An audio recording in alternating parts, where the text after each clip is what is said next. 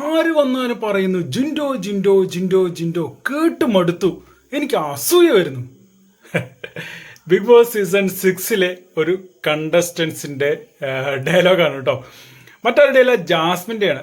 4 പേര്, 5 പേര് അവിടെ ഇരുന്ന് സംസാരിക്കുകയാണ്. സായി, അഭിഷേക്, അർജുൻ, ശ്രീതു, ജാസ്മിൻ.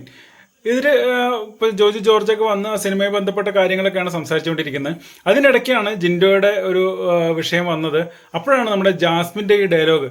ജാസ്മിന് പറയുന്നത് തന്നെ ഇങ്ങനെയാണ്: ആര് വന്നാലും പറയുന്ന പേര് ജിൻഡോ ജിൻഡോ ജിൻഡോ ജിൻഡോ കേട്ട് കേട്ട് മടുത്തു. കേട്ട് മടുക്കല്ല, ജിൻഡോയ്ക്ക് പുറത്ത് സപ്പോർട്ട് ഉള്ളത് കൊണ്ടാണല്ലോ എല്ലാവരും വരുമ്പോൾ ജിൻഡോ ജിൻഡോ ജിൻഡോ എന്ന് പറയുന്നത്. അത് മനസ്സിലാക്കാനുള്ള ഒരു സാമാന്യ ബോധം പോലും അവിടെ ഉള്ള ആളുകൾക്ക് ഇല്ല എന്നുണ്ടെങ്കിൽ പിന്നെ പറഞ്ഞിട്ട് കാര്യമില്ല. അസൂയ ഉണ്ടാവും, കുശുമ്പുണ്ടാവും. പക്ഷേ നല്ല രീതിയിൽ ഗെയിം കളിച്ചാൽ, അല്ലെങ്കിൽ പുറത്തുള്ള ആളുകൾക്ക്, പ്രേക്ഷകർക്ക് ഇഷ്ടപ്പെടുന്ന രീതിയിൽ ഗെയിം കളിച്ചാൽ ഇതേപോലെ വരുന്ന ആളുകൾ പേര് വിളിക്കും, അന്വേഷിക്കും. ആ ആളെവിടെ, ജിൻഡോ എവിടെ എന്ന് അന്വേഷിക്കും. നമ്മൾ ഫാമിലി റൗണ്ട് വന്നപ്പോഴും കണ്ടു എല്ലാവരും ജിൻഡോ അന്വേഷിക്കുന്നത്.